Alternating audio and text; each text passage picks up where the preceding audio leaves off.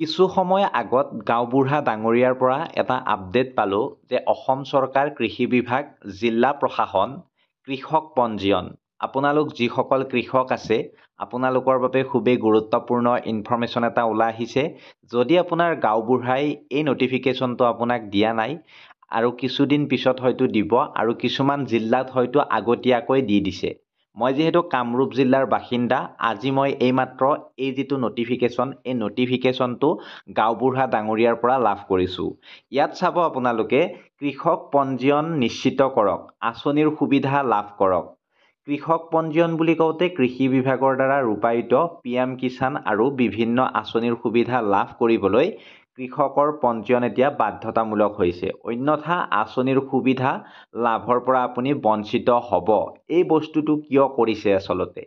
কাৰণ এতিয়া অসমত এনেকুৱা বৃদ্ধি পাইছে PM কিষাণৰ ভুৱা হিতাধিকাৰী, চৰকাৰে যি টি কৰি তত পোৱা নাই, বহুত হৈছে।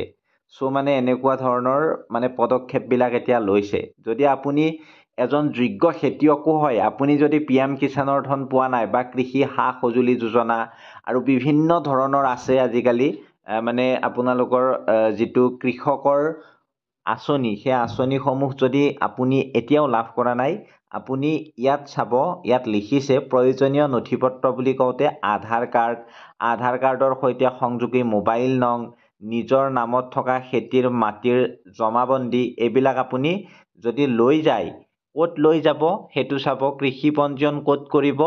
নিকটৱৰ্তী সামূহিক সেৱা কেন্দ্ৰ CSCত, নিজে নকৰিব দেই। কমন ছাৰ্ভিচ চেণ্টাৰ বুলি কয় CSC বুলি কওঁতে। তাৰপিছত স্থানীয় কৃষি সম্প্ৰসাৰণ সহায়ক, তাত কৰিব পাৰিব। নিজৰ এলেকাৰ গাঁও প্ৰধানক আপুনি বা গাঁওবুঢ়াৰ সহিতে আপুনি সকলোবিলাক নথিপত্ৰ দি কৰিব পাৰিব। তাৰপিছত স্থানীয় সহায়কৰ সৈতেও কৰিব পাৰিব। গতিকে কৃষক পঞ্জীয়নৰ অন্তিম সময় 30 নৱেম্বৰ 2025, এই কথাটো মনত ৰাখিব। আৰু সবিশেষ জানিবলৈ জিলা কৃষি বিষয়ৰ কাৰ্যালয়ৰ সৈতে শীঘ্ৰেই যোগাযোগ কৰক। আপুনি কোন জিলাৰ বাসিন্দা হয় কমেণ্ট ছেকশ্যনত অনুগ্ৰহ কৰি কমেণ্ট কৰিব। যদি আপুনি এজন যোগ্য হিতাধিকাৰী হৈও PM কিষাণৰ ধন, তাৰপিছত কৃষি সা-সঁজুলি বা আপোনালোকৰ যি ফচল বীমা যোজনা, সেইবিলাকৰ যদি সুবিধা এতিয়াও পোৱা নাই, তেন্তে আপোনালোকে এই কামটো অতি শীঘ্ৰে কৰি লওক। আৰু যিসকলে এই ভিডিঅ'টো শেষলৈকে চালে তেওঁলোকক বহুত বহুত ধন্যবাদ। ফেচবুকত চাই থকাখিনিয়ে যিমান পাৰে শ্বেয়াৰ কৰি দিয়ক। লগতে ইউটিউবত চাই থকাখিনিয়ে আমাৰ এই ভিডিঅ'টো যাতে চাই চেনেলটো ছাবস্ক্ৰাইব কৰি যায়। এনেকুৱা ধৰণৰ ইনফৰমেশ্যনসমূহ সদায় পাবলৈ আপোনালোকে যাতে চেনেলটো ছাবস্ক্ৰাইব কৰে আৰু কোনে ক'ৰ পৰা চাই আছে জনাব।